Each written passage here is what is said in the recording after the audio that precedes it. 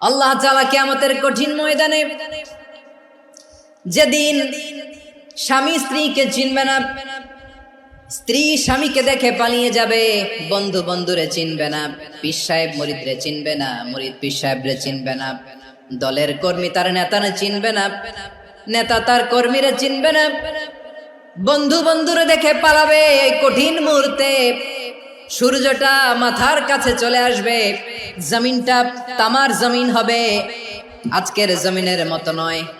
মানুষ ঘর্মাক্ত, ক্লান্ত, শ্রান্ত মাথার মগজগুলো কানের ছিদ্র আর নাকের ছিদ্র দিয়ে বেয়ে বেয়ে পড়বে। বিশ্বনবী ফরমান, কিয়ামতের ওই কঠিন ময়দানে 7 শ্রেণীর ব্যক্তিকে রব্বুল আলামিন তার আরশের নিচে ছায়া দিবেন। তার মধ্যে প্রথম শ্রেণীর ব্যক্তি হলো ইমামুন আদিল, যে ইনসাফের সাথে বিচার করে, যে জাস্টিস সমাজে সার্ভ করে, যে সুশাসন নিশ্চিত করে, ওই ইমামুন আদিল। আদিল শব্দটা বুঝছেন না? ইন্নাল্লাহা ইয়া'মুরু বিল আদল, পাইছেন? আদিল। 7 শ্রেণীর ব্যক্তিকে আল্লাহ তাআলা সুশীতল আরশের নিচে ছায়া দিবেন, যেদিন তার দেয়া ছায়া ছাড়া কোনো ছায়া থাকবে না। এর প্রথম হচ্ছে ইমামুন আদিল, ন্যায়পরায়ণ শাসক। চিল্লায় বলেন সুবহানাল্লাহ।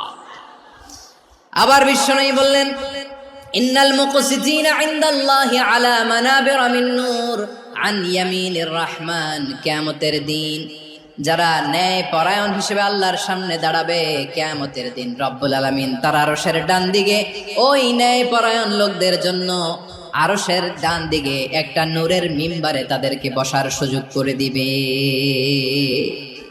আল্লাহর আরশের ডান দিকে ন্যায় পরায়ণ লোকদের জন্য আল্লাহ তাআলা নূরের মিম্বার বানাবে।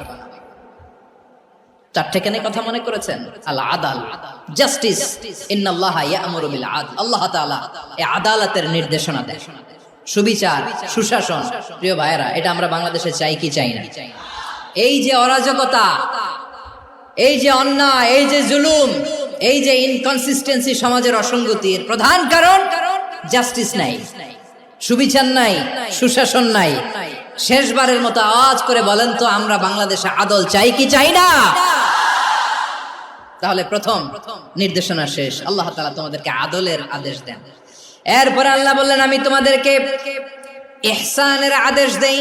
ইন্নাল্লাহা ইয়া'মুরু বিল আদলি ওয়াল ইহসান। আমি তোমাদেরকে যেমনি আদলের নির্দেশনা দেই, তেমনি ভাবে তোমাদেরকে ইহসানের নির্দেশনা দেই। ইহসান, আওয়াজ করে সবাই বলেন তো ইহসান। ইহসান মানে কারো প্রতি সফট হার্টেড হওয়া, মহানুভব হওয়া, অনুগ্রহ পরায়ণ হওয়া, অনুগ্রহশীল হওয়া, একে অপরের প্রতি দয়াদ্র হওয়া। একে অপরের প্রতি দয়াদ্র, অনুগ্রহশীল হওয়া ছাড়া মানবিক সমাজ কশিনকালেও গঠন করা সম্ভব না। প্রিয় ভাইরা, সুন্দর আচরণ দিয়ে, ইহসান দিয়ে যা জয় করা যায়, নরম আচরণ দিয়ে যেটা অর্জন করা যায়, কঠোরতা দিয়ে সেটা পারা যায় না। বিষ্ণু ঈসা ইসলাম ইহসান দিয়ে, কোমল আচরণ দিয়ে, তার অনুগ্রহ দিয়ে তিনি অনেক কাফিরের হৃদয়কে জয় করে ফেলেছেন। সাইয়েদনা সুমামা ইবনে উসাল রাদিয়াল্লাহু তাআলা আনহুর কথা মনে পড়ে যায়। তিনি ছিলেন ইয়ামামার বাদশা। মদিনাতে বিশ্বনবীকে হত্যা করার নিয়তে এসেছিলেন। গোপনে গোপনে বিশ্বনবীকে হত্যা করে আবার ইয়ামামাতে তিনি ফিরে যাবেন। কিন্তু কি অবাক করা কাণ্ড, হত্যা করতে পারে নাই, সাহাবাদের হাতে তিনি ধরা পড়ে গেলেন। সাইয়েদনা সুমামা ইবনে উসাল রাদিয়াল্লাহু তাআলা আনহু হত্যার নিয়তে আসলেন, কিন্তু হত্যা করতে পারলেন না। সাহাবারা ওনাকে ধরে ফেললেন, ধরে মসজিদে নববীর পিলারের মধ্যে বেঁধে রাখলেন। সুমামা ইবনে উসাল, সিরাত থেকে শুনে, সিরাত থেকে শোনাচ্ছি, রাদিয়াল্লাহু তাআলা আনহু ইয়ামামার অধিপতি ছিলেন। বিশ্বনবীকে হত্যার জন্য আসছেন, ধরা পড়ে গেছেন, এখন মসজিদে নববীতে বেঁধে রাখছেন। তার মানে বন্দী। এখন স্ট্যাটাস কি? বন্দী, ক্যাপ্টিভ। তো বিষ্ণু ঈসা ইসলাম সাহাবাদেরকে বললেন, তার খোঁজ খবর নিও, সুমামা ইবনে উসালের খোঁজ খবর নিও। সাহাবার বলেন, ইয়া রাসূলুল্লাহ, আপনাকে হত্যা করতে এসেছে, তার তো কঠিন ক্যাপিটাল পানিশমেন্ট হওয়া দরকার, কঠিন শাস্তি হওয়া দরকার। বিশ্বনবী বললেন, না, আমি যেটা জানি তোমরা সেটা জানো না, তোমরা সুমামার সাথে ভালো আচরণ করো। বিশ্বনবী সুমামার কাছে গেলেন। প্রথম দিন যে তিনি কালেমার দাওয়াত দিলেন, ইমানের দাওয়াত দিলেন, ইসলামের দাওয়াত দিলেন, রিসালাতের দাওয়াত দিলেন, আখিরাতের দাওয়াত দিলেন। পরের দিন যে বিশ্বনবী সালাতের দাওয়াত দিলেন, যাকাতের দাওয়াত দিলেন, ইসলাম কি, কিভাবে, কেমন করে পালন করতে হয় চমৎকার আর্টিকুলেট করতে শুরু করলেন। তন্ময় হয়ে সুমামা ইবনে উসাল রাদিয়াল্লাহু তাআলা আনহু বিশ্বনবীর কথাগুলো শুনতে আরম্ভ করলো। একদিন নয়, 2 দিন নয়, টানা 3 দিন বিশ্বনবী সুমামার কাছে ইসলামকে প্রেজেন্ট করেছেন, উপস্থাপন করেছেন। আওয়াজ করে বলেন, কয় দিন? 3 দিন। 3 দিন মসজিদে নববীতে বাধা। আর সাহাবীদেরকে বললেন, তার খোঁজ খবর নিও, তোমরা যে রুটি বানাও এর মধ্যে সবচেয়ে ভালো আটার রুটিটা তারে দিও, সবচেয়ে রিফাইন্ড খেজুর, যেটা পিওর খেজুর, এটা তারে দিও। আর বিশ্বনবী নিজের উট থেকে দুধ দহন করে ওনার বাড়ির এক কর্মচারীকে বলেছেন, দুধ দহন করে সুমামার জন্য নিয়ে যেও। সুবহানাল্লাহ পড়বেন না? সবাই তো অবাক, ইয়ামামা থেকে আসছে নবীকে হত্যা করতে, বিশ্বনবী দেখে তারে জামাই আদর করে। একদিন নয়, 2 দিন নয়, টানা 3 দিন বিশ্বনবী এভাবে সুমামার কাছে যেয়ে ইসলামকে প্রেজেন্ট করতে আরম্ভ করলেন, ইসলামকে উপস্থাপন করতে শুরু করলেন। আর তাকে চমৎকার এন্টারটেইনমেন্ট, আপ্যায়ন দিতে আরম্ভ করলেন। টানা 3 দিন যখন ইসলামের দ্য বিউটিজ অফ ইসলাম, ইসলামের সুমহান বাণী, সৌন্দর্য তার কাছে উপস্থাপন শেষ, তাকে আপ্যায়ন শেষ, বিশ্বনবী বললেন সাহাবাদেরকে, যাও এবার সুমামার হাতের পায়ের রশি দুটো খুলে দাও। সাহাবারা তর্ক জুড়ে দিলেন, লা ইয়া রাসূলুল্লাহ, এমনটা করবেন না, তো ভয়ঙ্কর ভয়ঙ্কর খুনি, কি জানি কি হয়ে যায়। বিশ্বনবী বললেন, না, তার হাতে পায়ের রশিগুলো খুলে দাও। সাহাবারা বিশ্বনবীর কথা মতো তার হাতে পায়ের রশিগুলো খুলে দিল। সুমামা মুহূর্তের মধ্যে মসজিদে নববী থেকে বের হয়, ইয়ামামায় ফিরে না যে মসজিদে নববীর পাশে একটা খেজুর বাগান ছিল, সেখানে চলে গেলেন। সেখানে একটা ছোট্ট কুয়া ছিল, কুয়ার পানি দিয়ে তিনি গোসল করলেন। সুবহানাল্লাহ পড়েন। কুয়ার পানি দিয়ে গোসল করে মসজিদে নববীর সামনে এসে বিশ্বনবী এবং সাহাবাদের সামনে দাঁড়িয়ে সাব্বাবা উঁচু করে বললেন, আশহাদু আল্লা ইলাহা ইল্লাল্লাহ ওয়া আশহাদু আন্না মুহাম্মাদান আবদুহু ওয়া রাসূলুহু। আমি সাক্ষ্য দিচ্ছি আল্লাহ ছাড়া কোনো ইলাহ নাই, আর মুহাম্মদ আল্লাহ তাআলার প্রেরিত বান্দা এবং রাসূল। প্রিয় ভাইরা, ইহসান দিয়ে যা জয় করা যায়, কঠোরতা দিয়ে সেটা কঠিনকালেও জয় করা যায় না। আওয়াজ করে বলেন, ঠিক কি না? এবার সুমামা দাঁড়িয়ে বলে, ওগো নবী, আমি তো কালিমা পড়ে মুসলমান হয়ে গেলাম, এবার শোনেন, এই মুহূর্তের আগে আপনার চেহারার চাইতে নিকৃষ্ট কোনো চেহারা আমার কাছে ছিল না, কিন্তু শাহাদা পাঠ করার পরে আপনার চেহারার চাইতে উত্তম শ্রেষ্ঠ কোনো চেহারা আমার কাছে আর নাই। ও নবী, আজকের দিনের আগে ইসলাম ধর্মের চেয়ে নিকৃষ্ট অপছন্দনীয় কোনো ধর্ম আমার কাছে ছিল না, কিন্তু এই মুহূর্ত থেকে ইসলামের চেয়ে সেরা শ্রেষ্ঠ পছন্দনীয় কোনো ধর্ম আমার কাছে নাই। নবী গো, আজকের দিনের আগে মদিনার চাইতে অপছন্দনীয় নিকৃষ্ট কোনো শহর আমার কাছে ছিল না, কিন্তু এই মুহূর্তের পর থেকে মদিনার চাইতে কোনো শ্রেষ্ঠ শহর আমার জানা নাই। সে ছিল গমের বড় ডিলার, গম বেচতো। কি বেচতো? তার গম কিনে মক্কার লোকেরা রুটি খাইতো। সে ঘোষণা দিল, আজকে থেকে মক্কাবাসীদের জন্য সব গম আমি হারাম করে দিলাম, মক্কাবাসী এখন না খেয়ে মরে। সুবহানাল্লাহ পড়বেন না? মক্কাবাসী বিশ্বনবীর কাছে আসলেন, এসে বললেন, মুহাম্মদ, আমরা তো তোমার ভাই, তোমার চাচা, তোমার ভাতিজা, তোমার আত্মীয়, তুমি সুমামারে বলো সে যেন আবার গমের সাপ্লাই মক্কার জন্য অনুমতি দিয়ে দেয়। বিশ্বনবীর অনুমতি ক্রমে সুমামা আবার মক্কাতে গম পাঠাতে শুরু করলো। পড়েন সুবহানাল্লাহ। ইহসান, ইহসান দিয়ে আপনি যেটা জয় করতে পারবেন, you can win the heart of your enemies. ইহসান দিয়ে আপনি আপনার শত্রুর হৃদয়কে জয় করতে পারবেন। এজন্য আল্লাহ বললেন, ওয়া আনফিকু ফি সাবিলিল্লাহি ওয়া লা তুলকু বিআইদিকুম ইলাত তাহলুকা ওয়া আহসিনু ইন্নাল্লাহা ইউহিব্বুল মুহসিনিন।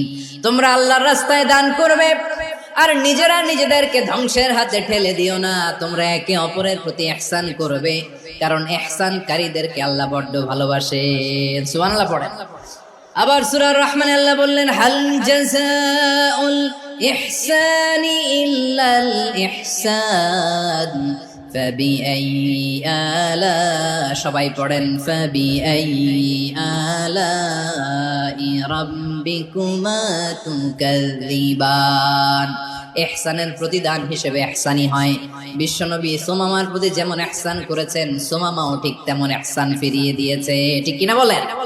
তাহলে 1 নম্বরে হচ্ছে আদ, ন্যায় বিচার। 2 নম্বরে সবাই বলেন ইহসান, সদাচরণ। ইহসান 2 ধরনের প্রিয় ভাইরা, ইহসান ফিল ইবাদা, ইহসান ফিল মুআমালা। ইহসান ফিল ইবাদা হচ্ছে একাগ্র অনুভবে ইবাদতে ডুব দেওয়া, এর নাম ইবাদতের ইহসান। সুবহানাল্লাহ পড়ুন। বিশ্বনবী বলেন ইহসান মানে কি জানো নাকি? হাদিসে জিবরিলে সাইয়েদনা জিবরিল আলাইহিস সালাম বিশ্বনবীকে বললেন আখবিরনি আনিল ইহসান। নবী আমাদেরকে বলেন ইহসান মানে কি? বিশ্বনবী বললেন আনতা আবুদাল্লাহা কাআন্নাকা তারাহু ফাইন লাম তাকুন তারাহু ফাইন্নাহু ইয়ারাক। ইহসান মানে হলো এমন ভাবে তুমি আল্লাহর সামনে নিজেকে উজাড় করে ইবাদত করবে, তুমি ভাববে তুমি আল্লাহকে দেখতে পাচ্ছ। আর এটা যদি ভাবা তোমার জন্য কঠিন হয়ে যায়, অন্তত এতটুকু তুমি ভাববা যে আল্লাহ তোমাকে দেখতে পাচ্ছেন। ঠিক কিনা বলেন? ও আমার বীর চট্টলার ভাইয়েরা, কেউ যেটা দেখে না সেটা দেখে কে? এই বিশ্বাস হৃদয়ের মধ্যে আছে? নামাজে যখন দাঁড়ান এই ফিলিংসটা আনা যাবে? এসা পর্যন্ত যে আমরা হায়াত পাবো কোনো গ্যারান্টি আছে? সবাই আওয়াজ করে বলেন গ্যারান্টি আছে? গ্যারান্টি নাই। এই জন্য বিষ্ণু ইসলাম বলেছে এমন ভাবে নামাজে দাঁড়াও, ইবাদত করো, মনে করো হতে পারে এটাই আমার জীবনের শেষ নামাজ। পারফর্ম দ্য সালাহ as if this is your last and final prayer. এমন ভাবে সালাতে দাঁড়াও, ভাবো হতে পারে এটাই তোমার জীবনের শেষ নামাজ। এমন ভাবে নামাজে দাঁড়াও, ভাবো এটাই শেষ নামাজ। তাহলে নামাজে একাগ্রতা বাড়ায় দিবে কে? ফলে ইবাদতের ইহসান আমাদের অর্জিত হবে। আর মুআমালাতে ইহসান হলো, বিশ্বনবী বলেন ইন্নাল্লাহা তাবারাকা ওয়া তাআলা كتب الإحسان على كل شيء فإذا قتلتم فأحسنوا القتلة وإذا ذبحتم فأحسنوا الذبح وليحد أحدكم شفرته وليرح ذبيحته। ইহসান 2 ধরনের, আওয়াজ করে বলতে হবে কয় ধরনের? একটা হচ্ছে ইহসান ফিল ইবাদা, ইবাদতে ইহসান। ইবাদতে ইহসান কি? একাগ্র অনুভব দিয়ে ইবাদত করা, মন প্রাণ দিয়ে ইবাদত করা। আর মুআমালাতে ইহসান কি? সব কাজে, দৈনন্দিন কাজে, কর্মে, সামাজিক অ্যাক্টিভিটিতে কোমলতা প্রদর্শন করা, অনুগ্রহের সাথে সবকিছু করা। আল্লাহ তাআলা ইন্নাল্লাহা তাবারাকা ওয়া তাআলা কাতাবাল ইহসান আলা কুল্লি শাই, তিনি সবকিছুর ব্যাপারে ইহসানকে আবশ্যক করেছেন। সবকিছু, মুমিনের সব কাজে ইহসানের পরশ থাকবে। ওয়া ইযা কাতালতুম ফাহসিনুল কিতলা, বিষ্ণুই বলেন তুমি যখন কাউকে হত্যা করো ইহসানের সাথে করো। সুবহানাল্লাহ পড়বেন না? যখন হত্যা করো তখনও ইহসানের সাথে। আচ্ছা হত্যা করবো আবার ইহসান আসবে করতে, করে তো মেরেই ফেলবো আমি। আল্লাহ, ও ভাই একজন খুন করেছে, খুনি, রাষ্ট্রীয় আইনে তার শাস্তি হয়েছে ডেথ পেনাল্টি, মৃত্যুদণ্ড। এখন মৃত্যুদণ্ড দেখে আপনি যেমনি মন চায় তেমনি মারবেন লোকটারে? ওর নাক কেটে ফেলতে পারবেন? ওর কান কাটতে পারবেন? ওর চোখ উপড়ে ফেলতে পারবেন আপনি? যেমন মন চায় তার অঙ্গহানি করা যাবে না। ইহসানের সাথে তাকে হত্যা করো। সুবহানাল্লাহ, this is Islam, this is the true essence of Islam. ওয়া ইযা যাবাহতুম ফাহসিনু যাবহা, যখন জবাই করবে তখনও ইহসানের সাথে জবাই করো। করব জবাই, ওইখানেও নাকি ইহসান। আচ্ছা কুরবানির দিন আমরা পশুগুলোরে কি করি বলেন? সবাই আওয়াজ করে জবাই। জবাই মানে তো এটার মেরেই ফেলতেছি, একটু পরে তো টুকরো টুকরো করে গোশতগুলো খাবো, এটা তো খাবো, এটা তো মেরেই ফেলবে। বিষ্ণু বলে না, জবাইয়ের মধ্যেও মুমিনের জবের ভেতরেও ইহসানের পরশ থাকা চাই। যখন জবাই করবে প্রাণীটাকে হাত পা টাইট করে বেঁধে নাও, ছুরিটাকে শার্পেন করে নাও, ধারালো করে নাও, যাতে অল্প সময়ে জবাইটা হয়ে যায়, প্রাণীটা যাতে কম কষ্ট পায়। সুবহানাল্লাহ পড়ে। দিস ইজ কল্ড ইহসান। আল্লাহ তাআলা যেমনি আদলের আদেশ করেছেন, ন্যায় বিচার, জাস্টিস এনশিওর করতে বলেছেন, সমাজে ইহসানের ব্যবহার, ইহসানের অনুশীলন তিনি করতে বলেছেন। এজন্য মুমিনের প্রতিটি কাজে, আমার চট্টগ্রামের ভাইয়েরা আমার দিকে তাকান, খেয়াল করে শুনুন, মুমিন জীবনের প্রতিটি কাজে ইহসানের পরশ থাকা চাই। আমরা যেন আমাদের পরিবারের প্রতি ইহসান করি, আমরা যেন আমাদের কর্মচারীদের প্রতি ইহসান করি, আমরা যেন আমাদের কলিগদের প্রতি ইহসান করি, আমরা যেন আমাদের ভাইদের প্রতি ইহসান করি। মুমিন জীবনের প্রতি কাজে ইহসানের পরশ থাকার দরকার আছে না নাই? কথা বুঝতে পেরেছেন? তাহলে আল্লাহ তাআলার 3টা আদেশ ছিল, কয়টা গেল? প্রথমে কি ছিল? আদল। 2 নম্বরে তিন নম্বরে রব্বুল আলামিন বললেন ওয়া ইতা ইদিল কুরবা, নিকটাত্মীয়দেরকে দান করো। নিকট আত্মীয়দেরকে দাও, যারা তোমাদের ব্লাড কানেকশনের আত্মীয় তাদেরকে তোমরা দাও। এখানে জেনারেলি বললেন দাও, কি দিব সেটা তিনি এখানে বলেন নাই, সেটা তিনি সূরাতুল ইসরার মধ্যে বলেছেন। আল্লাহ বলেন ওয়া আতিযাল কুরবা হাক্কাহ, নিকট আত্মীয়দেরকে তাদের অধিকার, তাদের প্রাপ্য তোমরা বুঝিয়ে দাও। দেখেন, একটা শান্তির সমাজ, একটা সমৃদ্ধ সমাজ, একটা মানবিক সমাজ গঠনের জন্য আল্লাহ তাআলা বেশি না মাত্র তিনটা অর্ডার, তিনটা ভার্ডিক্ট তিনি জারি করেছেন। এক নাম্বার সুশাসন, ন্যায় বিচার। দুই নাম্বার ইহসান। তিন নাম্বার নিকটাত্মীয়, যারা কাছের, তোমার ভেরি ক্লোজ রিলেশনশিপে আছে, তাদেরকে দাও। দাও, দিলে বাড়িয়ে দেয় কে? অনেকে দিতে চায় না, কৃপণতা করে। দিলে বাড়ায় দেয় কে? ও মিয়া, মদিনার মধ্যে সবচাইতে গরিব সাহাবী ছিল বেলাল রাদিয়াল্লাহু তাআলা আনহু। ওনার এন্টায়ার অ্যাসেট, সম্পদের পরিমাণ কতদূর জানেন? একটা লুঙ্গি। বেলাল রাদিয়াল্লাহু তাআলা আনহু, ওনার টোটাল ওয়েলথের এস্টিমেশন হচ্ছে মাত্র একটা লুঙ্গি। একটা লুঙ্গি, টোটাল ওয়েলথ এস্টিমেশন, টোটাল সম্পদের পরিমাণ বেলাল রাদিয়াল্লাহু তাআলা আনহুর কি ছিল? ওই বেলাল রাদিয়াল্লাহু তাআলা আনহুকে বিষ্ণু ইসলাম বলেছেন আনফিক ইয়া বেলাল, ও বেলাল তুমিও দাও। ওয়ালা তাখশা মিন যিল আরশি ইখলালা, আরশের অধিপতির তো কোনো ঘাটতি নাই, তুমি দিলে ওই আল্লাহ তোমারে বাড়ায় দিবে। এজন্য আমার প্রিয় ভাইয়েরা, দিলে কমে না, দিলে বাড়ে। অনেকে ধরে রাখে, নতুন কিছু নিতে পারে না, হাত দিয়ে যেটা ধরে রেখেছেন এটা দিয়ে দেন, বড় একটা ধরার সুযোগ পাবেন। জোরে বলেন ঠিক কিনা?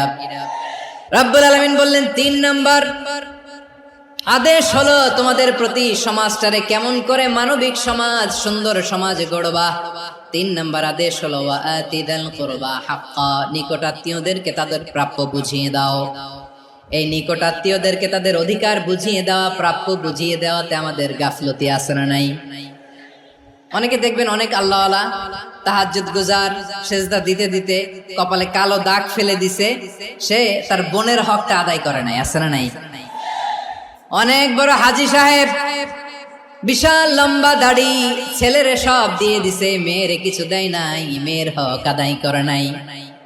আছে না নাই? এই হাজী সাহেবেরা, এই আল্লাহওয়ালারা কিয়ামতের ময়দানে আটকে যাবে। আপনি অন্যের অধিকার নষ্ট করেছেন, তাদের রাইটস কে ভায়োলেট করেছেন। এজন্য আল্লাহ তাআলা বলেন, কারো অধিকার যদি কেউ নষ্ট করে, ওই সমাজটা মানবিক সমাজ কঠিনকালেও হতে পারে না। এজন্য ৩ নম্বর আল্লাহ বললেন ওয়া ইতা ইদিল কুরবা, নিকটাত্মীয়দেরকে দাও। কি দিবা? তাদের অধিকার দিয়ে দাও। বোনের অধিকার বুঝিয়ে দাও, মেয়ের অধিকার বুঝিয়ে দাও, ফুফুর অধিকার বুঝিয়ে দাও। দেখবেন অনেক মায়েরা ছেলের পাতে মুরগির রান দেয়, মেয়ের পাতে দেয় মুরগির ঠ্যাং। তো মেয়ের কি মুরগির রান খেতে মনে যায় না? মনে যায় না? এমনটা করা যাবে না। নিকটাত্মীয়দেরকে অধিকার দিয়ে দাও, নিকটাত্মীয়ের সাথে সুসম্পর্ক রাখো। আদেশটা কার? এজন্য প্রিয় ভাইয়েরা, জীবনে যদি বারাকা অর্জন করতে চান, নিকটাত্মীয়দের সাথে সুসম্পর্ক রাখতে হবে, তাদের জন্য উপহার পাঠাতে হবে। বিশ্বনবী বলেন লা ইয়াদখুলুল জান্নাতা কাতে, যে ব্যক্তি আত্মীয়তার সম্পর্ককে ছিন্ন করে দেয়, সে কঠিনকালেও আল্লাহর জান্নাতে ঢুকবে না। আপনি কি এটারে সহজ হাদিস মনে করছেন? এটা সহজ কথা। আপনি ভাবছেন আপনার নামাজ আপনারে বাঁচাতে পারবে, আপনার রোজা বাঁচাতে পারবে, আপনার তাহাজ্জুদ আপনারে বাঁচাতে পারবে? আপনি অধিকার নষ্ট করলে কিছুই আপনারে বাঁচাতে পারবে না। এজন্য নিকট আত্মীয়দেরকে দিতে হবে বেশি বেশি। বিশ্বনবী বলেন ইন্না সাদাকাতা আলাল মিসকিনি সাদাকা ওয়া আলা যির রাহিমি ইসনাতান সাদাকাতুন ওয়া সিলা। মিসকিন রে দান করলে শুধু দানের সওয়াব হয়, নিকট আত্মীয়কে দান করলে দুইটার সওয়াব হয়, সাদাকার সওয়াব হয়, আবার আত্মীয়তার বন্ধন অটুট রাখার সওয়াব হয়ে যায়। আবার বিশ্বনবী বললেন মান সাররাহু আইয়ুবসাতা লাহু ফি রিজকিহি ওয়া ইনসালাহু ফি আসারিহি ফালইয়াসিল রাহিমা। যে ব্যক্তি তার রিজিকের প্রশস্ততা চায় আর হায়াতে বরকত চায়, সে যেন তার আত্মীয়ের সাথে সুসম্পর্ক রাখে। আমার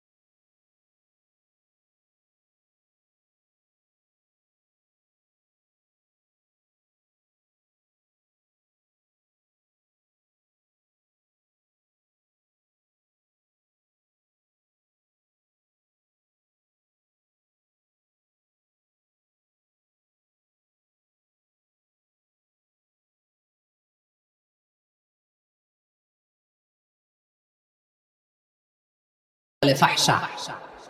রাব্বুল আলামিন বলেন, কুল ইন্নামা হারামা রাব্বিয়াল ফাওয়াহিশা মা যাহারা মিনহা ওয়া মা বাতান। ও নবী, আপনি বলে দেন, আমার রব প্রকাশ্য অপ্রকাশ্য, স্পষ্ট কিংবা অস্পষ্ট, দৃশ্যমান কিংবা অদৃশ্যমান সব অশ্লীলতাকে হারাম করেছেন। সব ধরনের অশ্লীলতা হারাম। আল্লাহ তাআলা আমাদেরকে অশ্লীলতা থেকে বাঁচাও। এবার বলেন, আমাদের সমাজে অশ্লীলতা আছে না নাই? অশ্লীলতা নানা ভাবে, নানা নামে, নানা মোড়কে আমাদের সমাজে আছে না নাই? সংস্কৃতির নামে, ফ্যাশনের নামে, বিনোদনের নামে, উপন্যাসের নামে, কনসার্টের নামে অশ্লীলতা আছে না নাই? আপনি দেখেছেন কনসার্টগুলোর অবস্থা? আমাদের তরুণ তরুণীরা, আমাদের যুবক যুবতীরা, আমাদের জেনজিরা, কি অবস্থা ওইখানে? কনসার্টের নামে অশ্লীলতা আছে না নাই? ছেলে মেয়ে একে অপরকে জড়ায় ধরতেছে, একে অপরকে চুমু খাচ্ছে প্রকাশ্যে, দিবালোকে, গণমানুষের সামনে। আল্লাহ তাআলা এই অশ্লীলতা থেকে আমাদেরকে বেঁচে থাকতে বলেছেন। রূপালী জগতের নামে অশ্লীলতা আছে না নাই? এই টার্মটা আপনারা জানেন না? রূপালী জগৎ কি জগৎ?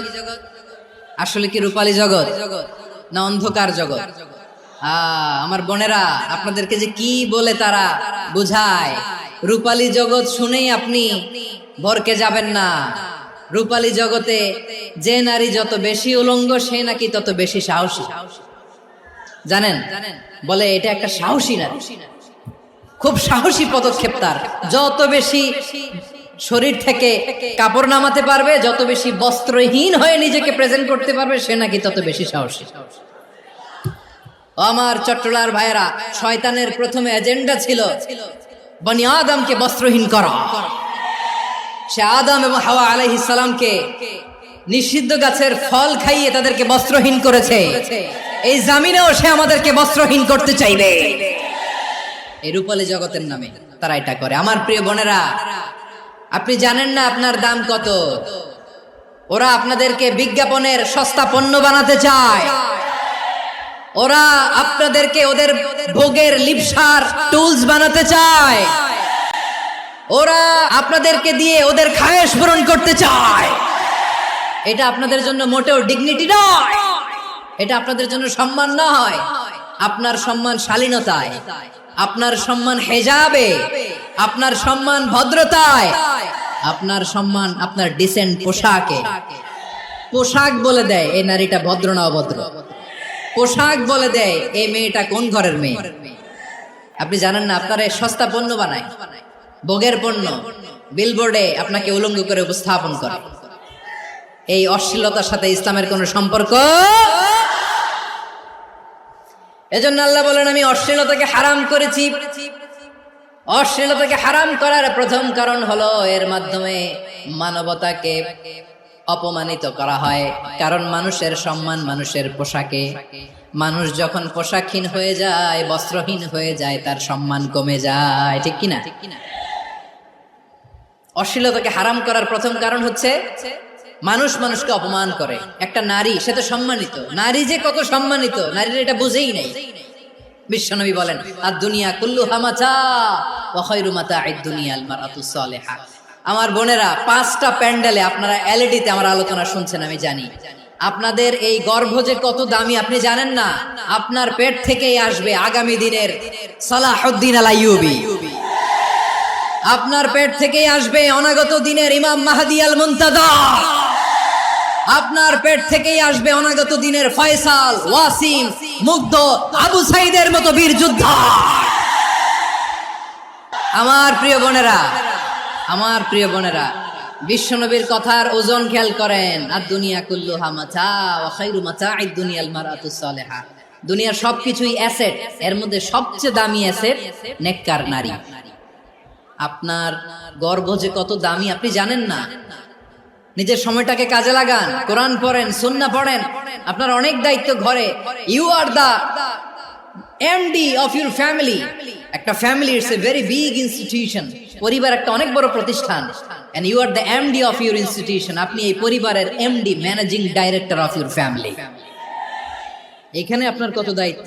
আপনি ছেলে মেয়েদেরকে তারবিয়া করবেন, আপনি আপনার স্বামীর জন্য ঘরটারে জান্নাতের নীর বানাবেন, আপনার জন্য জান্নাতের ডুপ্লেক্স বাড়ি ওইখানে তৈরি করে রাখবে কে? আপনি যে কত দামি আপনি জানেন না। নারীদেরকে আল্লাহ বানিয়েছেন উচ্চতর করে, নিম্নতর নয়। নারীদেরকে ছোট্ট জিনিস দিলে এটারে বড় করে দেয়, নারীদেরকে ভ্রূণ দিলে, শুক্রাণু দিলে নারী এটারে বাচ্চা হিসেবে উপহার দেয়, ঠিক কিনা? বিয়ের মাধ্যমে স্বামী যখন তার শুক্রাণু তার স্ত্রীকে উপহার দেয়, স্ত্রী রিটার্নে কি উপহার দেয়? ফুল ফর্ম বেবি, মানব সন্তান। দেখছেন, আপনি দিলেন একটু, কুনি দিছে বিশাল।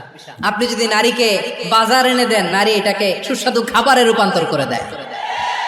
আপনি তাকে একটা মুচকি হাসি দিয়ে দেন, সে তার কলিজা দিয়ে দেয়। কিন্তু যদি আপনি তার মনে কষ্ট দেন, সে আপনার জীবনকে জাহান্নাম বানায়া দেয়। নারীর মন বুঝতে পারলে নেয়ামত, বুঝতে না পারলে কিয়ামত। আমার প্রিয় বোনেরা, আপনি যে কত দামি আপনি জানেন না, অনেক দামি আপনি। আপনাদেরকে যেন ভোগের সস্তা পণ্য বানাতে না পারে, আপনাদেরকে সচেতন থাকতে হবে। তাহলে কেন আল্লাহ তাআলা এই ফাহশা অশ্লীলতাকে হারাম করলেন? 1 নাম্বার, এতে হিউম্যান ডিগনিটি কমে। 2 নাম্বার, এতে মানুষের অধিকার নষ্ট হয়। আপনি বিয়ে করেছেন, এরে পরকিয়া করেন, ওর সাথে এরকম আছে না নাই? স্ত্রীর অধিকার নষ্ট করেছেন। আপনি বিবাহ সম্পর্কে আবদ্ধ হয়েছেন তার সাথে, আপনি পরকিয়া করেন ওই ছেলের সাথে, আপনি আপনার হাজবেন্ডের সাথে বিট্রে করেছেন। এজন্য আল্লাহ অশ্লীলতাকে হারাম করেছেন। অশ্লীলতাকে হারাম করার আরেকটা কারণ হচ্ছে আল্লাহ তাআলা এই হিউম্যান জেনারেশনকে এটাকে প্রিজার্ভ করতে চায়। হিফজুন নাসল, এটা মাকাসিদুশ শরিয়ার অনেক গুরুত্বপূর্ণ একটা মাকাসিদ, অনেক গুরুত্বপূর্ণ। আপনার নাসল, আপনার জেনারেশনকে সংরক্ষণ করা। এই যে আসতেছে ফেব্রুয়ারি, কত ফেব্রুয়ারি জানো? এটা কি বিশ্ব ভালোবাসা দিবস? হ্যাঁ, কি দিবস? এই বিশ্ব ভালোবাসা দিবসের সাথে মুসলমানদের কোনো সম্পর্ক নাই। আমার প্রিয় ভাইরা, এই যে আপনি অবৈধ সম্পর্কে জড়ালেন, কেন আল্লাহ অশ্লীলতাকে হারাম করেছে দেখেন। বলতেছিলাম যে এটা আপনার নাসল, আপনার জেনারেশন, আপনার লিনিয়েজ, আপনার বংশকে প্রিজার্ভ করা। কে কার বাবা, কে কার মা, বাবা মা জানা, প্রজন্মকে প্রিজার্ভ করা, এটা ইসলাম ওয়াজিব করে দিয়েছে। এই যে অবৈধ সম্পর্কের কারণে, বিশ্ব বেহায়া দিবসের কারণে, এগুলোর আউটকাম, আউটপুট হিসেবে মাঝে মাঝে এই ঢাকা মেডিকেলের ডাস্টবিনে নবজাতকের বাচ্চার কান্নার আওয়াজ শুনতে পাওয়া যায়। চট্টগ্রাম মেডিকেলের ডাস্টবিনে নবজাতকের কান্না শুনতে পাওয়া যায়। বীর চট্টলার মুসলমানেরা বুঝতে পারলে আওয়াজ করে বলেন, এই যে চট্টগ্রাম মেডিকেলে যে নবজাতকটা পাওয়া গেল, ওর বাবাকে আমাকে বলেন, ওর মাকে, ও কোন ফ্যামিলির সন্তান কেউ জানে? আপনি হিউম্যান ডিগনিটিকে অপমান করেছেন না? আপনি তার ভবিষ্যৎকে অন্ধকার করেছেন না? আপনি তার লিনিয়েজকে প্রশ্নবিদ্ধ করে দিয়েছেন না? এই জন্য আল্লাহ তাআলা অশ্লীলতাকে আমাদের জন্য হারাম করে দিয়েছেন। পড়েন সুবহানাল্লাহ। এই জন্য রাব্বুল আলামিন বলেন, কুল ইন্নামা হারামা রাব্বিয়াল ফাওয়াহিশা মা যাহারা মিনহা ওয়া মা বাতান। প্রকাশ্য অপ্রকাশ্য সব অশ্লীলতাকে হারাম ঘোষণা করে দিয়েছে কে? আবার দুনিয়ার বুকে যারা অশ্লীলতার প্রসার করে তাদের জন্য শাস্তি মজুদ রেখেছে কে?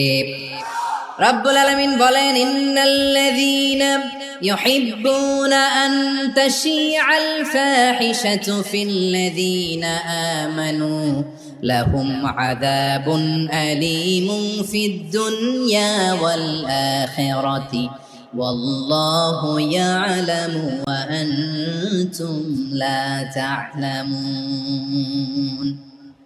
নিশ্চয়ই যারা বিশ্বাসীদের মাঝে অশ্লীলতার প্রচার প্রসার করতে চায় তাদের জন্য আমি মর্মন্তুদ শাস্তি প্রস্তুত করে রেখেছি, দুনিয়াতেও রেখেছি, আখিরাতেও রেখেছি। ঘোষণাটা কার?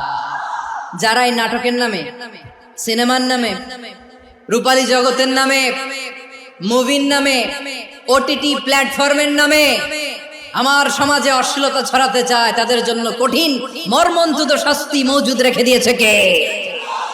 ও আমার বোনেরা, এখনো আপনি জাগবেন না? এখনো আপনার চিন্তার দুয়ারে এখনো নাড়া পড়ে নাই?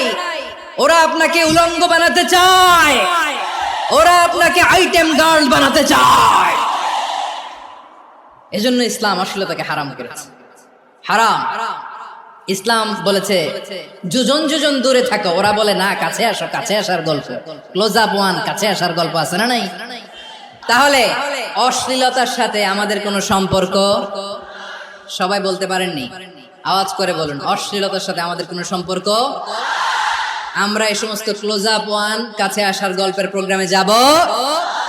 আমরা কোন ধরনের অশ্লীল কন্টেন্ট সোশ্যাল মিডিয়ায়, টিভিতে দেখব? কি যুগ যে আমরা কাটাচ্ছি আপনি কল্পনা করতে পারবেন না। পর্ন ইন্ডাস্ট্রি,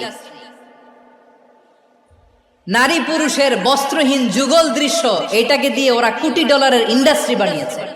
পুরো মানব ইতিহাসে এরকম জঘন্য সময় মানব ইতিহাস পার করে না। পর্ন এটা ইন্ডাস্ট্রি হয়ে গেছে। আমাদের এই যুবকগুলো, জেনজিগুলো, ওদের চরিত্র বাঁচাবে কি করে? কেমন করে হেফাজত করবে ওদের এই মূল্যবান চরিত্র? আমার প্রিয় ভাইরা, এই অশ্লীলতার দ্য লেটেস্ট ভার্সন হচ্ছে LGBTQ, শরীফ থেকে শরীফা। শুনছেন আপনারা? দেখতে পুরুষ, আসলেই পুরুষ, সুস্থ একজন পুরুষ, 4 সন্তানের বাবা, বলে আমি মনে মনে নারী। দেখতে নারী, সুস্থ নারী, আসলেই সে দিব্যি একজন নারী, বলে আমি মনে মনে পুরুষ। সবচেয়ে ভয়ঙ্কর অশ্লীলতার সবচাইতে লেটেস্ট ভার্সন হচ্ছে এই ট্রান্সজেন্ডারিজম। সুস্থ পুরুষ তার বায়োলজিক্যাল গ্রোথকে হরমোন দিয়ে স্টপ করে দিয়ে সে সার্জারি করে নারী হতে চায়, সুস্থ নারী পুরুষ হতে চায়। পুরুষ পুরুষের প্রতি সেক্সুয়ালি আকর্ষণ বোধ করে, এটা লূত আলাইহিস সালামের কওমের মধ্যে ছিল। এটাকেও আল্লাহ কোরআনে ফাহিশা বলেছেন। ওয়ালুতান ইয قال لقومه أتأتون الفاحشة ما سبقكم بها من أحد من العالمين। লূত আলাইহিস সালাম বললেন, তোমরা কি এমন এক অশ্লীল কার্যক্রমে ডুব দিলে নাকি যেটা গোটা বিশ্বের কেউ কখনো করে নাই, তোমরাই প্রথম করেছো? পড়েন নাউযুবিল্লাহ। এই পশ্চিমের এই রোগ আমার দেশে যেন আসতে না পারে, আমাদের সজাগ থাকতে হবে। প্রিয় ভাইরা চিল্লায় বলেন ঠিক কিনা? পশ্চিমের অবস্থা ভয়ঙ্কর। পাশ্চাত্যে, আমি যুক্তরাষ্ট্রে ছিলাম অনেকদিন, কয়েক মাস, বিভিন্ন স্টেটে ঘুরেছি। গার্ডিয়ানরা উদ্বিগ্ন, ছেলে মেয়েদেরকে, ছোট্ট ছেলে মেয়ে, ওদেরকে জিজ্ঞেস করে, তুমি how do you feel right now inside yourself? তুমি ভিতরে ভিতরে কেমন ফিল করো? তোমার কি ছেলে ছেলে লাগে না মেয়ে মেয়ে লাগে?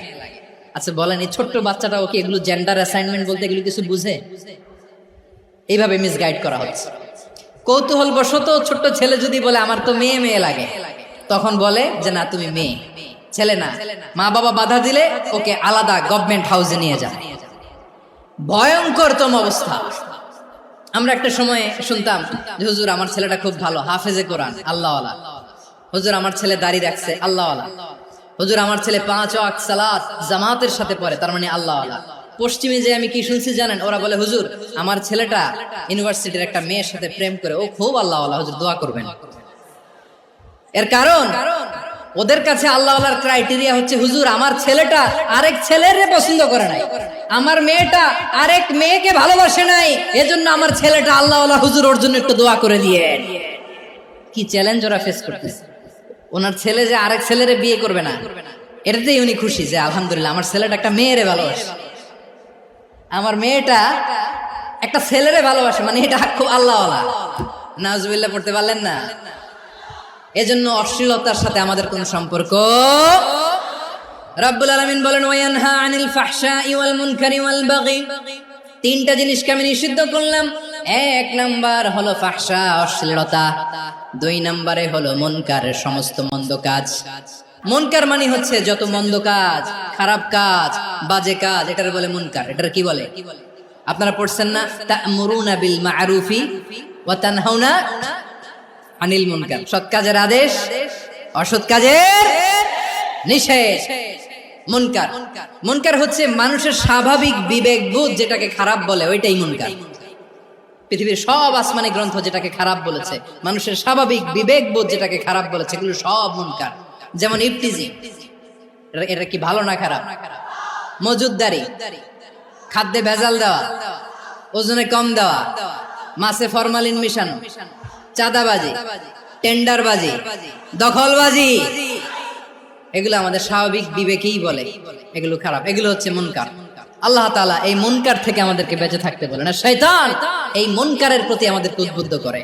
আল্লাহ তাআলা বললেন, ইয়া আইয়ুহাল্লাযীনা আমানু লা তাত্তাবিউ খুতুওয়াতিশ শাইতান ওয়া মান ইয়াত্তাবি' খুতুওয়াতিশ শাইতানি ফাইন্নাহু ইয়া'মুরু বিল ফাহশাই ওয়াল মুনকার। আল্লাহ বললেন, আমার গোলামেরা শোনো শোনো, ও আমার বিশ্বাসী বান্দারা খবরদার, তোমরা কশিনকালেও শয়তানের পদাঙ্ক অনুসরণ করবে না, কারণ শয়তান তোমাদেরকে অশ্লীলতা এবং মন্দ কাজের দিকে উদ্বুদ্ধ করে। আমাদের কাজ হচ্ছে শয়তান আমাদেরকে যেদিকে নিতে চায় আমরা তার উল্টা দিকে যাব। শয়তান এই মন্দ কাজকে আমাদের কাছে বিউটিফাই করে চাকচিক্যময় করে আমাদের সামনে উপস্থাপন করে। এজন্য আল্লাহ বলেন মুনকারকে থামাতে হবে, মুনকার প্রতিরোধ করতে হবে। মুনকার প্রতিরোধের দায়িত্ব শুধু আমাদের নাকি? শুধু আপনার খতিব সাহেবের, ইমাম সাহেবের, নাকি মুসলিম উম্মার সবার? আওয়াজ করে বলুন, মুনকার অসৎ কাজ প্রতিরোধের দায়িত্ব কার?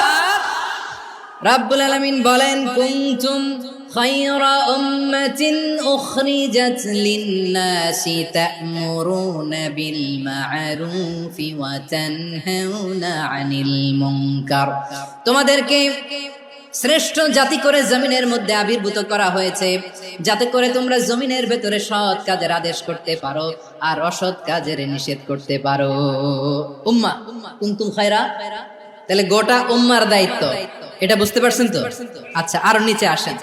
এরপরে আল্লাহ বললেন, শুধু উম্মাহ না, এই জমিনের রাজত্ব আমি যাদের হাতে দেই, এই জমিনের মালিক আমি যাদেরকে বানিয়ে দেই, যাদেরকে আমি সরকারের দায়িত্ব দেই, তাদেরকেও মুনকারের প্রতিরোধের দায়িত্ব দিয়েছে কে? আল্লাহ বলেন, যারা ক্ষমতার মসনদে বসেছে তাদেরকে 4 দফা কর্মসূচি আমি আল্লাহ দিলাম। আওয়াজ করে বলেন, কয় দফা? আল্লাহ বলেন, আল্লাযীনা ইম্মাক্কান্নাহুম ফিল আরদি আকামুস সালাতা ওয়া আতাউজ যাকাতা ওয়া আমারু বিল মা'রুফি ওয়া নাহাউ আনিল মুনকার ওয়ালিল্লাহি আকিবাতুল উমুর। যারা এই জমিনের উত্তরাধিকার হয়েছে তারা 4 দফা কর্মসূচি নিয়ে সামনে আগাবা। সালাত কায়েম করবা, যাকাত আদায় করবা, সৎ কাজের আদেশ দিবা, অসৎ কাজ থেকে মুনকার প্রতিরোধ করবা। আদেশটা কার? আমার প্রিয় চট্টলার ভাইরা, পুরো উম্মার দায়িত্ব মুনকার প্রতিরোধ করা, সরকার প্রধানের দায়িত্ব মুনকার প্রতিরোধ করা। এরপর আল্লাহ বলেন, প্রতিটা ফ্যামিলির যিনি প্রধান সিইও বাবা, প্রত্যেক বাবারও দায়িত্ব এই মুনকার প্রতিরোধ করা। আওয়াজ করে বলেন ঠিক কি না? যেমনটি সাইয়েদনা লুকমান আলাইহিস সালাম ওনার কলিজার টুকরা সন্তানকে আদেশ করেছেন, ইয়া বুনাইয়া আকিমিস সালাতা ওয়া'মুর বিল মা'রুফি ওয়ানহা আনিল মুনকার। পড়েন সুবহানাল্লাহ। বাবা ছেলেকে সবক দিচ্ছে, লুকমান আলাইহিস সালাম ছেলেকে বলতেছে, ওরে আমার কলিজার টুকরা সন্তান, ওরে আমার বাছা, নামাজ কায়েম করবা, সৎ কাজের আদেশ দিবা, আর মুনকার প্রতিরোধ করবা, অসৎ কাজ, সমাজ থেকে খারাপ কাজকে ঝেঁটে বিদায় করে দিবা। তাহলে দেখেন, আমি স্টেপ বাই স্টেপ নামলাম। পুরা উম্মার দায়িত্ব, জমিনের উত্তরাধিকারী আল্লাহ যাদেরকে বানিয়েছেন সরকার, তাদের দায়িত্ব, প্রতিটি ফ্যামিলির প্রধানের দায়িত্ব। এরপরে বিশ্বনবী বলেন, সচেতন প্রতিটি মুসলিমের দায়িত্ব সমাজ থেকে মুনকারকে উৎখাত করা।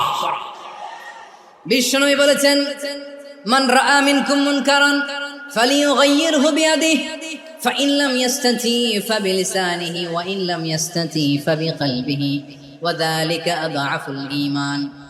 সমাজে যে মুনকার দেখবে, খারাপ কাজ দেখবে, সে যেন হাত দিয়ে সেটাকে থামায়। আমার প্রিয় ভাইরা, না থামালে আমরাই ডুববো শেষমেশ। আমাদের বাঁচার জন্য হইলেও থামাইতে হবে।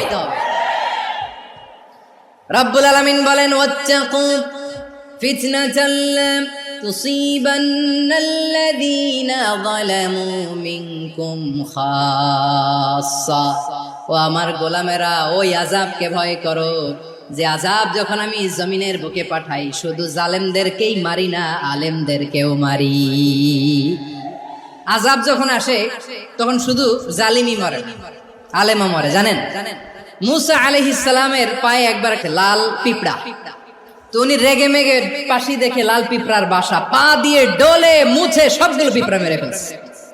এই ঘটনাটা আল্লাহ ঘটিয়েছেন। এজন্য মুসা আলাইহিস সালাম ছিলেন কালিমুল্লাহ, সরাসরি আল্লাহর সাথে কথা বলতেন। তিনি আল্লাহকে জিজ্ঞেস করেছিলেন, আল্লাহ তুমি যখন কোন জনপদে আযাব পাঠাও, শাস্তি দাও, ওখানকার শুধু জালেমরাই তো মরে না, ভালো মানুষগুলাও মরে, তো আযাব দিবা মুশরিকদের উপর দিবা, অবাধ্যদের উপর দিবা, ভালো মানুষগুলারে মারো কেন?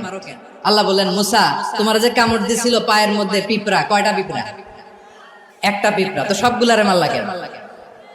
রেগে মেগে পুরো পিঁপড়ার বাসা ভেঙে মেসাকার করলা কেন? আমি যখন অ্যাকশনে যাই, আমি যখন শাস্তি দেই, তখন এত বাস বিচার করা হয় না, বাস বিচার করা যায় না। যখন অ্যাকশনে যাওয়া হয়, ওইটা ডাইরেক্ট অ্যাকশন হয়ে যায়। চিল্লায় বলো ঠিক কি না? এজন্য আমাদের বাঁচার জন্য হলেও এই পাপ থামাতে হবে, এই শয়তানের অট্টহাসি থামাতে হবে, অন্যায় অপরাধ সমাজ থেকে আমাদের থামাতে হবে। কারণ আযাব আসলে ওরাও মরবে, আমরাও মরব। একটা জাহাজ 2 তলা, আপনি আছেন 2য় তলায়, নিচের তলার কিছু লোক জাহাজের তলা ছিদ্র করতে আরম্ভ করছে। কি ছিদ্র করতেছে? আচ্ছা, জাহাজের তলা ছিদ্র করলে তলা দিয়ে কি ঢুকে? এখন আপনি যদি বলেন আমার কি, আমি তো 2 তলায়, আমি তো ভালো আছি, ওরা ছিদ্র করে ওরা মরবে, আসলে কি শুধু ওরা মরবে?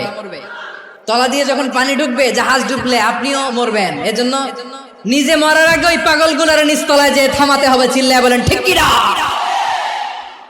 এজন্য আল্লাহ বললেন, মুনকার প্রতিরোধের দায়িত্ব সমাজের টপ টু বটম সবার। এজন্য মুনকার প্রতিরোধ করার দরকার আছে না নাই? সমাজে এই যে ইফটিজিং হয়, আপনার বোনের বয়সী একটা মেয়েকে কিছু বকাটে টিটকারি করে, এই বলে সেই বলে, নোংরা কথা বলে, রাস্তায় দেখেও আপনি পাশ দিয়ে না দেখার মতো চলে যান কেন? আপনি দাঁড়ান না কেন? আপনি দাঁড়ালেই তো থেমে যাবে, কারণ সত্যের যে শক্তি, তার সামনে মিথ্যা মুখ থুবড়ে পড়ে। আপনার সামনেও কিছুই না, নাথিং।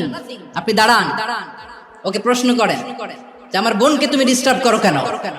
আপনাকে দেখে আরো 5 জন দাঁড়াবে, 5 জনকে দেখে আরো 10 জন দাঁড়াবে। আমাদের নীরবতা আর আমাদের নিশ্চুপ থাকাই জালিমদেরকে আরো শক্তিশালী জালিম বানিয়েছে। এজন্য মুনকার প্রতিরোধের দায়িত্ব আমাদের সবার।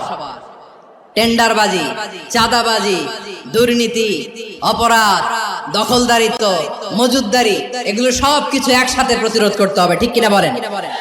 একটা মানবিক সমাজ যদি চাই, প্রতিরোধ করতে হবে। প্রিয় ভাইয়েরা, আল্লাহর শপথ নিয়ে বলি, এই নাসিহাত গুলো সবার জন্য, সব দলের জন্য, সব মতের মানুষের জন্য। আমরা কোনো দলের প্রতি মানুষকে ডাকি না, আমরা ডাকি ইসলামের দিকে।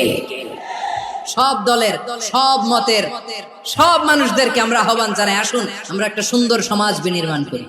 এই যে নতুন বাংলাদেশের এক সুযোগ এসেছে, আর জীবনে হয়তো আসবে না, সামনের 100 বছর এই সময় আসবে না। আসুন দেশটাকে আমরা সাজাই, আসুন আমরা দুর্নীতি বন্ধ করি, আসুন আমরা চাঁদাবাজি বন্ধ করি, আসুন আমরা দখলদারিত্ব বন্ধ করি, আসুন আমরা এক দল আরেক দলকে নিশ্চিহ্ন করার যে রাজনীতি, এটা বন্ধ করি। সব দলের প্রতি আমার আহ্বান, আমরা চাঁদাবাজ মুক্ত বাংলাদেশ চাই, জুলুম মুক্ত বাংলাদেশ চাই, ফ্যাসিজম মুক্ত বাংলাদেশ চাই, গুণ খুন খারাপি মুক্ত বাংলাদেশ চাই, আমরা নতুন ভোরের বাংলাদেশ চাই। ওই বাংলাদেশ পাওয়ার জন্য মুনকার প্রতিরোধে, অন্যায় প্রতিরোধে যদি বাঘের বাচ্চার মতো, আবু সাইদের মতো 2 হাত উঁচু করে, বুককে টান টান করে প্রসারিত করে দাঁড়াতে হয়, রাজি আছো মুসলমান? রাব্বুল আলামিন বলেন, ওয়ায়ানহা আনিল ফাহশাই ওয়াল মুনকারি ওয়াল বাগি ইয়াইদুকুম লাআল্লাকুম তাযাক্কারুন। আল্লাহ বললেন, আমি অশ্লীলতাকে নিষেধ করি, আমি সব ধরনের মন্দ কাজকে নিষিদ্ধ করি, সব শেষে আমি সীমা লঙ্ঘনকে তোমাদের জন্য নিষিদ্ধ করি। নিষিদ্ধ করেছেন কয়টা জিনিস? 1 নম্বরে অশ্লীলতা, 2 নম্বরে মুনকার তথা সব মন্দ কাজ, 3 নম্বরে আল বাগি, সীমা লঙ্ঘন, ক্রসিং দ্য লিমিট। সীমা লঙ্ঘন করা ভালো না। We all should know our limits. চিল্লায় বলেন ঠিক কিনা? একই আয়াতে আল্লাহ বললেন, কুল ইন্নামা হারামা রাব্বিয়াল ফাওয়াহিশা মা যাহারা মিনহা ওয়া মা বাতানা ওয়াল ইসমা ওয়াল বাগিয়া বিগাইরিল হক। অন্যায় ভাবে যে অবাধ্য হয়, যে সীমা লঙ্ঘন করে, তাদেরকেও আমি এটা হারাম করে দিলাম। সীমা লঙ্ঘন করা হারাম। আল্লাহ বারবার বারবার আমাদেরকে ওয়ার্নিং দেয়। যখন আমরা থামি না তখন আল্লাহ ধরে, আর যখন ধরে তখন ছাড়ে না। ধরে ধরে ধরে না, ধরলে আল্লাহ। ফেরাউনকে কিন্তু হুট করে ধরে নাই, আপনারা জানেন 9 বার ওয়ার্নিং দিয়েছে। ফেরাউনকে আল্লাহ তাআলা ওয়ার্নিং দিয়েছিল কয়বার? রব্বুল আলামিন বলেন, ওয়ালাকাদ আতাইনা মূসা 9 আয়াতিন বাইয়িনাত, 9টা মুআজিজা দেখিয়েছি। 1 2 3 বারবার এইভাবে রিমাইন্ডার, ওইভাবে রিমাইন্ডার, এইভাবে নসিহাত, ওইভাবে দাওয়া। ফাকুলা লাহু কাওলান লাইয়িনা, নরম করে বলো, সফট করে বলো, যত ওয়ে হতে পারে দাওয়া মেথডোলজি। মূসা আলাইহিস সালামের সব অ্যাপ্লাই শেষ, 10ম বারে যে আল্লাহ ধরছে। 10ম বারে যে ধরেছে। এজন্য আল্লাহ বলেন, আমি সীমা লঙ্ঘনকে পছন্দ করি না। কোরআনের অন্য আয়াতে বাগীকে বলা হয়েছে আল ইতিদা, সীমা লঙ্ঘন যারা করে তাদেরকে আল্লাহ বলেছেন মুতাদিন। ওয়াকাতিলু ফি সাবিলিল্লাহিল্লাযীনা ইউকাতিলুনাকুম ওয়ালা তা'তাদু ইন্নাল্লাহা লা ইউহিব্বুল মুতাদিন। আমি সীমা লঙ্ঘনকারীদেরকে কোশ্চিনকালেও পছন্দ করি না। আমরা যেন সীমা লঙ্ঘন না করি, রাজি আছেন তো? যে কোনো ক্ষেত্রে ইবাদতে যেন সীমা লঙ্ঘন না করি। অনেকে আমরা ইবাদতে সীমা লঙ্ঘন করে ফেলি। বিশ্বনবী সাল্লাল্লাহু আলাইহি ওয়াসাল্লাম যেটা শিখিয়েছেন এর বাইরে যে অতিরিক্ত বুজুর্গ হতে চায়, এরকম আছে না নাই? কোন ক্ষেত্রেই সীমা লঙ্ঘন করা যাবে, এমনকি যুদ্ধ ক্ষেত্রেও না। বিশ্বনবী সাল্লাল্লাহু আলাইহি ওয়াসাল্লাম বলেন, খবরদার যুদ্ধ ক্ষেত্রেও সীমা লঙ্ঘন করো না। কি সুন্দর ইসলাম আমরা পেয়েছি। বিশ্বনবী বলেন, খবরদার যুদ্ধের ময়দানে কোনো নারীর গায়ে হাত তোলো না, কোনো শিশুর গায়ে হাত তোলো না, কোনো গবাদি পশু হত্যা করো না, কোনো শস্য ক্ষেত্র ধ্বংস করো না, ইবাদতরত অন্য ধর্মের কোনো সন্ন্যাসীর গায়ে হাত তোলো না। বলেন সুবহানাল্লাহ। তাহলে আমরা সীমা লঙ্ঘন করতে পারবো?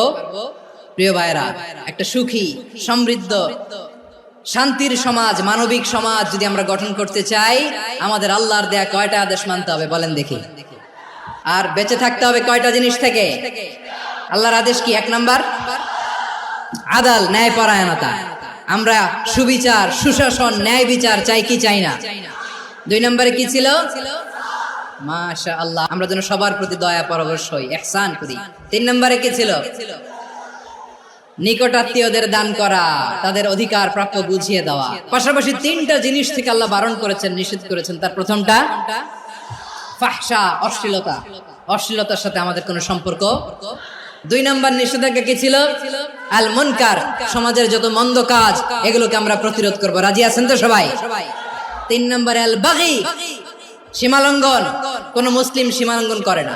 রাব্বুল আলামিন শেষে বললেন, ইয়াইদুকুম লাআল্লাকুম তাযাক্কারুন, আল্লাহ তোমাদেরকে উপদেশ দেন যাতে তোমরা শিক্ষা গ্রহণ করো। আমরা উপদেশ দেব, আমরা জোর করে কাউরে কিছু মানাতে চাই না। লা ইকরাহা ফিদ্দিন ওয়াযাক্কির ফাইন্না যিকরা তানফাউল মুমিনিন। উপদেশ দিলে এটা মুমিনদের কাজে দেয়। লাস্তা আলাইহিম বিমুসাইতির ইন্নামা আনতা মুযাক্কির। নবী হে, আপনি রিমাইন্ডার দাতা, আপনি উপদেশ দিবেন। আমরাও বিশ্বনবীর এই হাদিসগুলো থেকে, কোরআনের আয়াত থেকে রিমাইন্ডার, এই কথামালা, বাণী বাহক হিসেবে এই বাণীগুলো আপনাদের সাথে কাছে পৌঁছে দিলাম। আমরা আল্লাহ তাআলার কাছে প্রার্থনা করি, আল্লাহ আমরা যেন আদল দিয়ে আমাদের সমাজকে গঠন করতে পারি। আল্লাহ আমরা যেন ইহসান করতে পারি, আমরা যেন নিকটাত্মীয়দের দান করতে পারি। আল্লাহ যত ধরনের অশ্লীলতা, অনাচার, মন্দ কাজ, সীমালঙ্ঘন, অবাধ্যতা থেকে যেন আমরা বেঁচে থাকতে পারি। আল্লাহ তাআলা আমাদের সবাইকে কথাগুলো বোঝার ও আমল করার তৌফিক দান করুক। হাযা মা ইনদি ওয়াল ইলমু ইনদাল্লাহ আলাইহি তাওয়াক্কালতু ওয়া ইলাইহি উনীব। সুবহানাকাল্লাহুম্মা বিহামদিকা আশহাদু আল্লা ইলাহা ইল্লা আনতা আস্তাগফিরুকা ওয়া আতুবু ইলাইক।